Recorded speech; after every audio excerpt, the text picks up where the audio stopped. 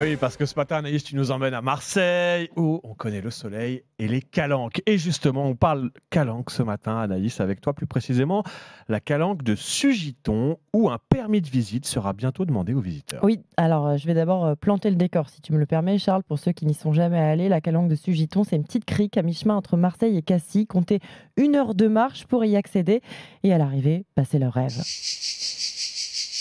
Voilà, les cigales, les pins parasols, des roches blanches, une eau turquoise. Le problème, c'est que ça ne fait pas rêver que vous. Pendant les vacances d'été, la petite crique est prise d'assaut et la fréquentation est telle qu'elle est désormais menacée d'érosion. Alors pour la protéger, eh bien, le parc national des Calanques a décidé de mettre en place des restrictions d'accès. Un permis de visite va être expérimenté du 10 juillet au 21 août. Les visiteurs vont devoir réserver leur place sur une plateforme. Seules 300 personnes pourront s'y rendre quotidiennement, contre 2000 en moyenne aujourd'hui. C'est la première fois qu'un tel système est mis en Ah oui, place ça en va être. France. Le dispositif sera présenté à la presse aujourd'hui. Ouais, c'est un peu. Il faudra réserver un créneau, quoi. Comme pour la vaccination, j'ai le droit à 2 heures de calanque tel jour. Mais bon. Bon, en même temps, c'est un exemple qui existe déjà ailleurs dans le monde. Par exemple, à Maya Bay en Thaïlande. Ouais, Maya Bay, c'est une plage située sur l'île de Koh Phi Phi, l'île du film La Plage, Hmm. avec Leonardo DiCaprio, Virginie Ledoyen et Guillaume Canet. La carte, l'île, c'est secret tout ça. Je te parle pas d'aller le dire à tout le monde. Un paradis qui n'a plus rien de secret à cause de ce film, notamment. Pendant des années, le monde entier a voulu se la jouer Leonardo DiCaprio en Thaïlande.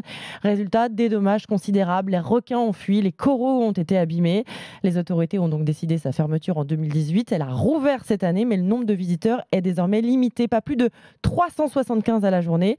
Et la baignade y est toujours interdite. Et puis plus près de chez nous, au nord-ouest de l'Espagne, il faudra présenter une autorisation pour aller sur la plage des cathédrales cet été. C'était déjà le cas lors des vacances de Pâques. Et il n'y a pas que les plages qui sont concernées. Il faudra aussi bientôt réserver pour visiter Venise. Oui, sur place, les touristes sont revenus en masse. Les autorités veulent réguler tout ça. La municipalité va tester un système de réservation à partir de cet été. D'abord incitatif, il y aura des réductions dans les musées, mais à partir de l'année prochaine, eh bien, ce sera obligatoire pour accéder dans la ville. Il faudra réserver et puis payer même un droit d'entrée. Ce ne sera pas le cas pour ceux qui résident à Venise, puisqu'ils payent déjà une taxe de séjour. Un seuil de 40 à 50 000 visiteurs par jour sera fixé. Des barrières pourraient même être installées au point d'entrée. La Cité des Doges qui a déjà banni les bateaux de croisière de son centre historique pour protéger la lagune et pour que Venise reste Venise.